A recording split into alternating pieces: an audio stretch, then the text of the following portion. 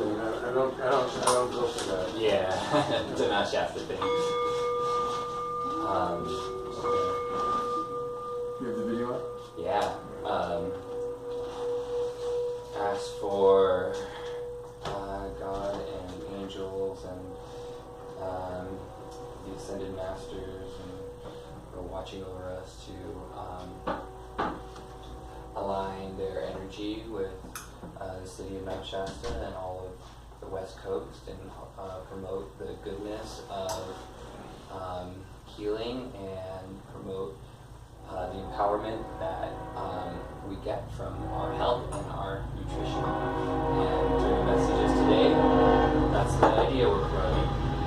Nutrition and health nutrition is a foundation of health, and permaculture is like recovery or rehab for the soil, so we can kind of transfer the ideas of permaculture to restore and recover parts of ourselves.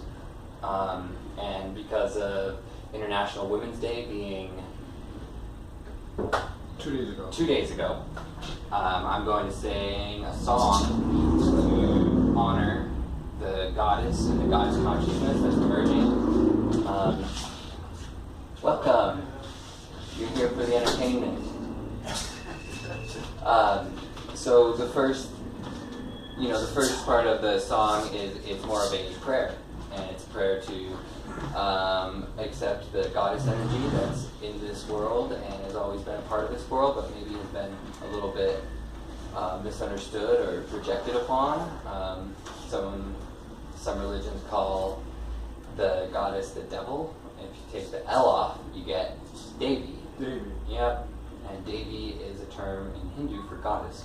So there's all these kind of like sneaky ways we've been hiding the goddess, and it's now time to represent the both parts, the duality that we all have within us, and believe that the goddess is within all of us. For the song.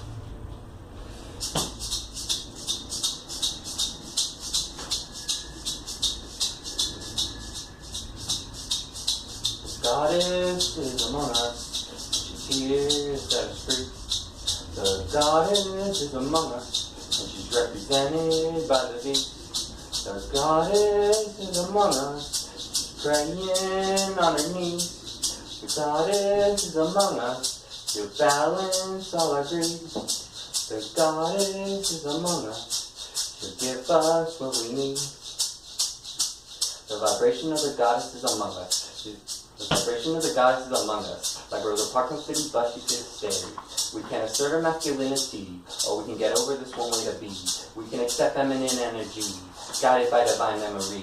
She lives in Akasha and represents rainbows. She's dancing in dogma, hidden by strange illusions and ghosts. By God I will boast, the Holy Spirit is her, and God's got two sides, a yin and a yang. This isn't a gang, there's the truth I found, like when the new earth was round. The goddess is among us, she gives us what we need. The goddess is among us, she brings us harmony. The goddess is among us, she teaches us unity. She is creativity. The goddess is among us, she's in the soul of you and me. She's positivity. The goddess is among us, she'll balance misogyny. She's in this melody, and goddess is among us. She's here to set us free as we claim our sovereignty.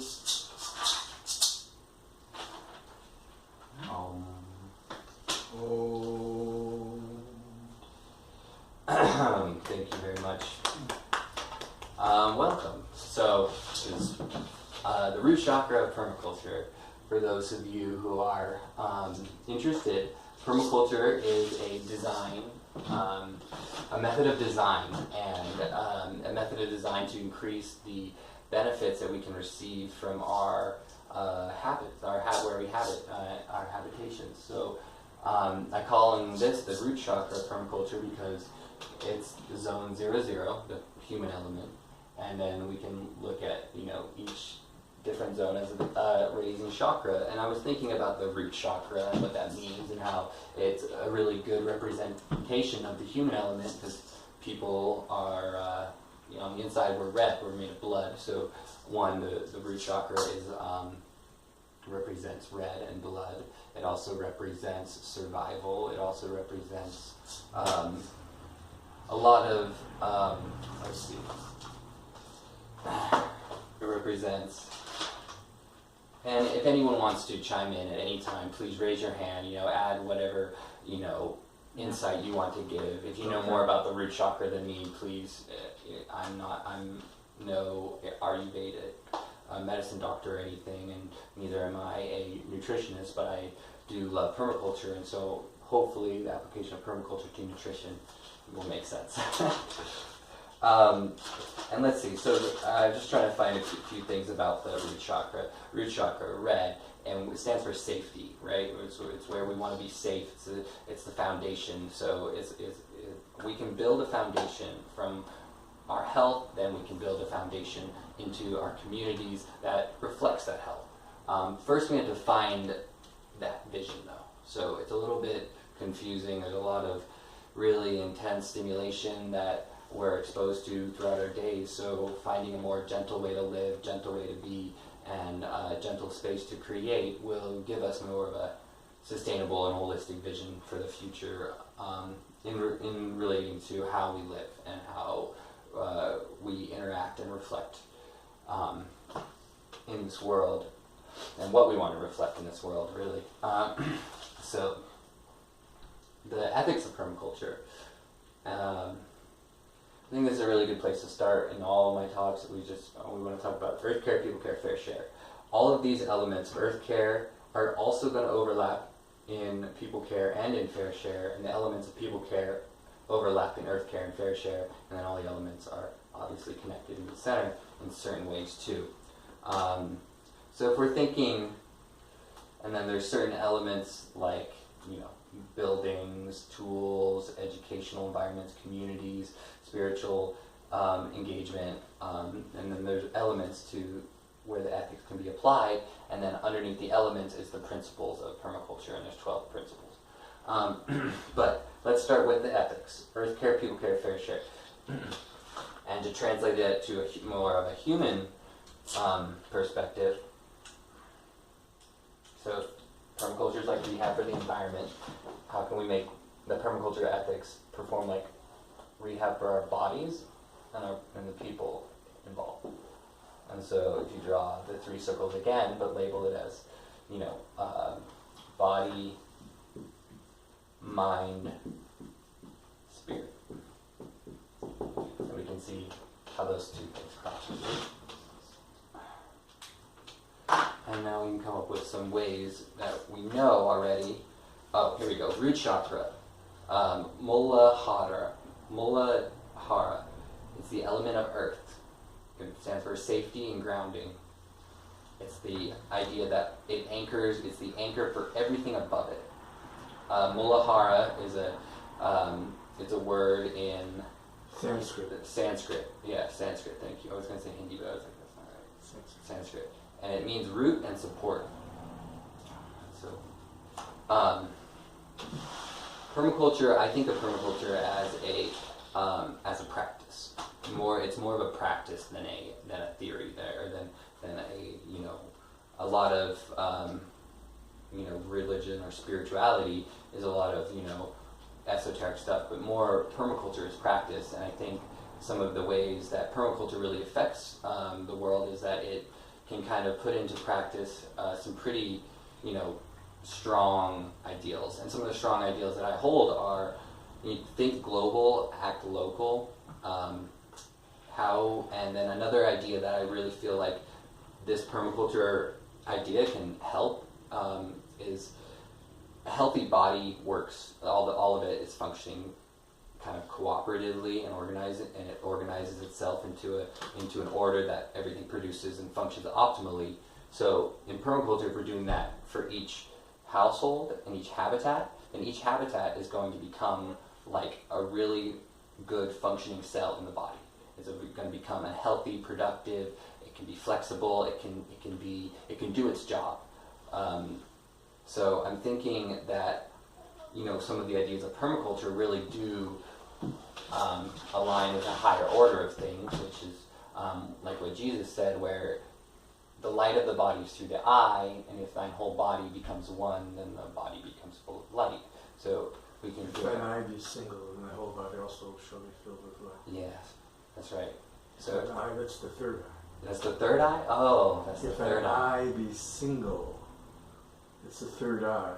You have two eyes, right? Yeah. But if thine eye be single, then thy whole body also shall be filled with light. So when you open your third eye, that means that you're taking light into your whole body. Yes, I totally feel like that is exactly right, and thank you for describing it like that. I have the card here that says it too. If thy light of the body is the eye, therefore the eye be single, the whole body shall be full. Then eye be single. Yeah, like the third eye, like you're saying. So if our third eye knows, it's our intuitive connection to, it's like our source. And I would say imagination. And imagination. It's a seat of imagination. Yeah. We can imagine a better world. Yeah, totally. So it's almost like your pineal gland or your It third is eye. your pineal gland. It is your pineal gland. Yeah. In the center of your brain. That's right, because the pineal gland in some other animals is actually a sensory. It's a sensory organ. They can sense light and stuff with their pineal glands. For us, it's more of a hormonal. It produces the sleep hormones and the hormones of DMT and some growth hormones, I think too. I don't know. DMT for sure. For sure DMT, and for sure is it melatonin or tryptophan or HTP or something, but something that helps you sleep. Sleep regulation is in your pineal gland too.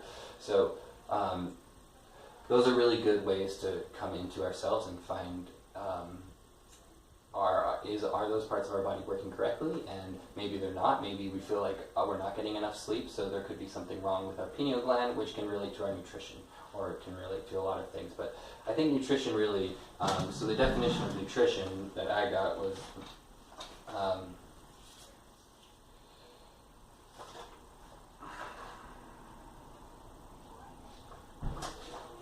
let's give the definition of nutrition. Nutrition is basically the ability for you to receive and uptake nutrients. It's the process of providing or obtaining the food necessary for health and growth. So we need to, for our bodies to grow and to heal, we need the right nutrients.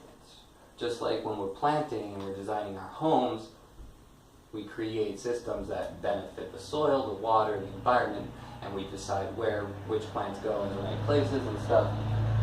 If we're healthy and we've got the right nutrients, our bodies can then organize in a similar way without us having to do it all. It's just we're kind of creating a self-organizing system within the foundation of health and a nutrient-rich diet. So we've also kind of got some issues with how we eat and the patterns of eating and stuff in this country. So it's important to kind of change and open our eyes to new ways of health and new nutrition. For me, health and nutrition, health leads to health is like the universe's way of showing us how things should be organized and how things should function the best. So if we want our bodies to function the best, we need to think about our nutrition and our bodies getting everything we need. I watched a bunch of videos this week about the health of the body, the health of the collective, the health of the individual, and what we're seeing in our country is that the biggest disability is anxiety and depression. That means we're literally not feeling enough. We're not feeling worthy. We're not feeling like there is literally not enough in our bodies. You've added another dimension to nutrition, which I've sort of embraced a long time ago. That the old description of nutrition is that you're eating foods and drink that deal with the physical upkeep and growth of the body. Yeah. But nutrition also can come in forms of ideas, emotions, information that is feeding us to make us better and healthier from our mind as well as our basic body. You're talking my language. This is exactly Yeah, what and we're so talking I about look here. at Nutrition isn't just your body. Everything is connected. If you have no spirit, you're going to have an unhealthy body. If you have an unhealthy body, you're going to have an unhealthy spirit. If you're going to have an unhealthy mind, you're going to have an unhealthy body. If you're going to have a healthy mind, you're going to have a healthy body. It's all interrelated. Where there's nothing that's disconnected from your mind or your body or your spirit or your body. Because, I mean, you're relating to the absence of nutrition is what? Disease, and stress, anxiety. Yes, absolutely. Death, and all of yes. these. And so you have to talk about it as sort of, I think, a holistic approach to nutrition. Yeah. And the simplest, easiest way to deal with improving our nutrition, of course, is improving the food that we eat, which also has always a relationship to the body and how the body takes the food. Because, for example, if you eat, let's say caffeine, you get a rush from caffeine. Mm-hmm. If you eat sugar, you get something from that. If you eat good nutritional body food, what happens? Your hormones and everything else, you feel good. It comes in balance, but that balance only lasts so long as you have some sort of practice or a discipline behind that, because you can choose. I want to be healthy and I want to have a healthy diet, but some people will stick to that for a day, 2 days, and then it'll be, oh, I'm in my middle of my job, I gotta run through the drive-through, I gotta go, I gotta pick up my kids, and the kids need food, and organic food's too expensive, so we're gonna go to, the cheaper place, and the cheaper place always have the pesticide-ridden, chemical-ridden laden foods, and so it's not really, it's a very kind of, we're kind of in this place of feeling, it feels a little bit stuck. Like, how do you get people who are not able to benefit from the organic food or maybe something? And I think the idea is teaching them to do it themselves. So if you can't go to the grocery store and buy organic food, well, all you need is some dirt and some seeds and a healthy body too. So number one, healthy body, and I think that is where it all catalyzes from. Is that if we want a healthy body, well, our healthy body is going to want to do something, and a healthy body doesn't want to go out and play video games, watch movies, eat junk food, rinse, repeat. It just doesn't. A healthy body wants to go out and produce and perform and be a conduit for a higher order I don't want to say God because people feel like it's taboo to say that, but so then you can be a higher profession. You say you don't want to say God. I don't like saying because sometimes people get put off when you say God. That's true. Yeah. That's true. But at the same time, you have to be true to yourself. You have to be true to yourself. True. So what you can do is you can give people options. You can say Yeah. God, or the universe, or yeah. All that is, or give them a buffet of things that they can pick from. Thank you. That's a really good idea. So if you want to say the universe or whatever, all that is. Now that we're nutrient, and now that we've given ourselves the right nutrients and have a healthy body to reflect the highest expression that God has, we're going to keep doing that. And just like a plant maximizes its potential in the space that you've given it with the the surrounding environment and the nutrients, it's going to maximize its potential in that environment. So if we give ourselves that idea, right, like, I want to make the best flowers possible, so I'm going to give it the right amount of light, the exact timing that it needs to look for the light to come on and off. I might give it some nice music to listen to, even there's a million things you can do to make plants grow better. So we can transfer that to our bodies and to not only our bodies but our minds and our spirits, and then everything is growing and reaching its highest potential. So some of the things that are involved. Yes, absolutely. So you talk about mind, body, and spirit. What about emotions? Yes, mind, emotions, and I have mind and emotional body and spirit and creative body. That would be, your emotions would be. I talk about the physical, the emotional, the mental, and the spiritual. Okay. 4 things. You talked about it in 4 Yeah, ways, right. yeah. And I know that there is the emotional. I kind of couple the mental emotional bodies. But I guess you could. It does make sense to give the emotional body its own. I guess its own space or sphere. But we're going to talk about emotions, and I believe that most of our disease and most of our illness, it comes from trapped emotions. And trapped and stuck trauma that's in our bodies that is in an energetic sink. And if we can go through some tools and ways of being that will release some of that trauma, we can benefit and we can maximize our nutrition, because if we're not able to uptake food, we're not able to receive nutrition. And the biggest problem with people not being able to receive their nutrition is that they're constantly in fight or flight.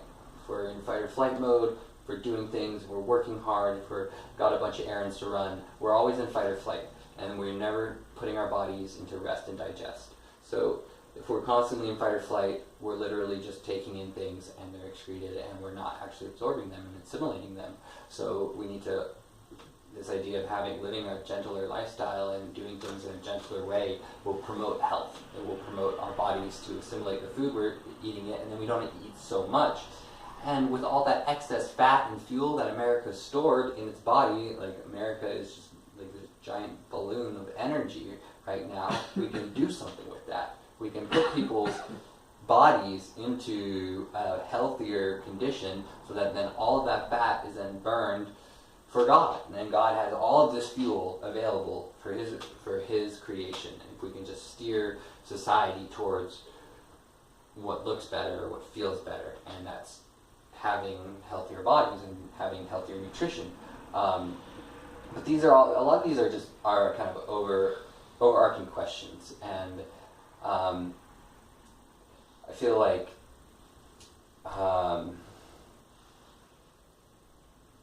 we can have, so let's talk about the physical nutrition. When we talk about physical nutrition, there's some things in our bodies, like some terms, antioxidants, we hear that term all the time. Those are substances that help decrease the amount of decay or deterioration or cell damage. So our cells, I guess, have the tendency to grow and to die, and the deterioration process is stifled by oxidizing agents called antioxidants. We hear about antioxidants in food and in tea and in all this stuff, and so that's what they do. Amino acids or essential fatty acids are compounds that make up proteins. So if our body makes proteins are the things that fuel the process in our bodies. We need the essential amino acids and fatty acids to build up those proteins.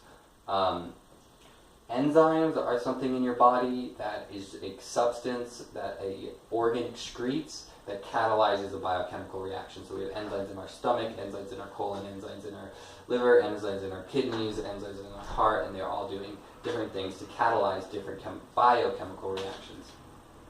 Vitamins, we are, every nutritionist talks about vitamins, and vitamins are organic compounds essential for normal growth and nutrition, and they're required in small quantities. Hello, welcome. Because their body cannot synthesize them. So our bodies don't produce these vitamins, but we need them for healthy growth.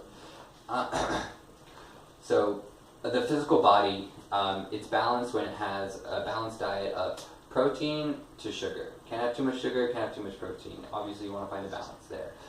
So eat a little bit of protein with, when you have sugar, you want to balance that. It makes it, it's called low glycemic, which causes less damage to your pancreas. And then there's obviously your fruits, your veggies, your grains, your seeds, and your nuts, and then your supplements. And I've got a bunch of things here I want to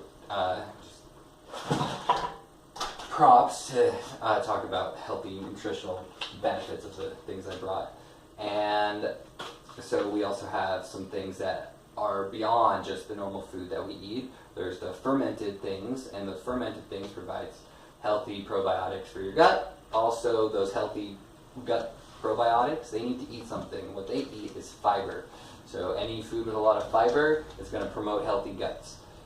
Healthy guts produce healthy chemicals, and that gives us a healthy hormonal balance in our body, a healthy brain chemistry. And if we don't have some of these things, there's a lot of things that we can do to balance it. So someone who has an extremely traumatic childhood sometimes has a depletion of adrenaline and a serotonin and other endorphins like what are the other endorphins? Adrenaline, serotonin, epinephrine, cortisol. So there's some stimulating hormones in there that our bodies can't produce anymore because we've been under too much stimulation. So then we have to take a bunch of supplements to get our bodies to get back into balance, not feel so stressed.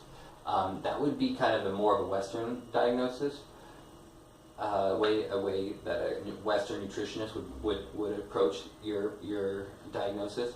There's also the traditional Chinese medicine way and the Eastern medicine way, and that way looks at the 5 elements of the world. It summarizes the world as in 5 elements, and those 5 elements correspond to 5 organ systems, and if we're experiencing certain issues, we can support an organ in our body that will provide balance or provide the thing that's needed for that issue to be resolved. Or so if it's an anger problem, the Chinese medicine doctors will tell you that your liver isn't functioning right and your gallbladder isn't functioning right, and you need to do things to promote your liver. Like an angry drunk has liver problems, so he'll be angry, so he needs to do things to help his liver, and there's a lot of things that you can do to promote your liver. That type of those organs are called wood organs, and they're a wood type of person can be seen as kind of a rock climber body type, and if they're having trouble with their organs and their liver, and if they're having anger and frustration problems, you're going to want to take something sour or bitter. Sour and bitter things are good for your liver, good for your gallbladder, good for anger and frustration, according to traditional Chinese medicine. Can you give an example of something sour and bitter? Yeah. Anything sour. Sauerkraut, lemons, citrus, limes, and bitter like dandelion. Dandelion, milk thistle. There's some other good things. Those are the first ones that come to mind. Okay. Yeah.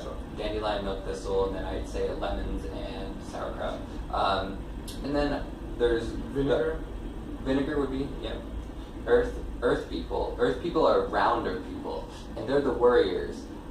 They need something slightly sweet to ease their worry. And it says here that they need something slightly sweet, but obviously if a rounder person, you don't want to eat too much sweet stuff because then you might have problems with candida.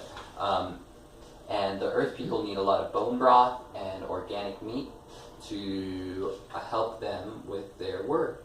A metal person is a person who is very strong. So you see like a linebacker or someone, and what they have trouble with is emotional problems. They have a lot of grief or sadness.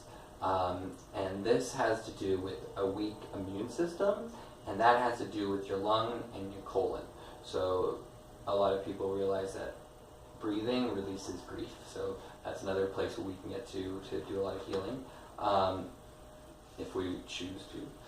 So if we want to heal our immune system, we want to look at white foods. We want to look for horseradish and garlic and onion and cauliflower and probiotic things, and those are really good for dealing with Yogurt or white food? Mm-hmm. Yogurt? Mm-hmm. Yeah, probiotic yogurt. You know, Nathan, this seems to me that pretty much, I think those who are really interested in this, we're the choir. Mm-hmm. We know a lot of this. The problem of our society is that most of our society is not interested in the scientific level and really deep understanding. They just have to be told, in a sense, that You do that, eat that. white potatoes, yes, are Yeah. full of pesticides and they're not good for you. Don't eat white potatoes. you know, and eat sweet potatoes instead. Organic sweet potatoes are best. But, you know, the whole problem that we live in is that there's so few of us that understand the basic things, and so many other people have just been swept up by the whole food processing industry that is poisoning us. Yeah, it's a big problem, and it's a big problem because it keeps you asleep. You don't wake up until you start exposing yourself to those areas like we're talking about of science, nutrition, of medicine, of growth, of gardening. And where I think we need to focus and start with this information is the school kids, I agree. not us. Because, I mean, yes, I can change things or I'll die or whatever like this, but the point is that the future generations do not have in our school systems classes in nutrition. Nope. They Doesn't don't have that- classes in basically growing their own organic food. And you have a situation where the current political scene, you have everything is going to go so backward in a sense of healthy food and nutrition that I'm really concerned. And the idea of trying to help young people grow a garden and understand why they grow it. Yeah.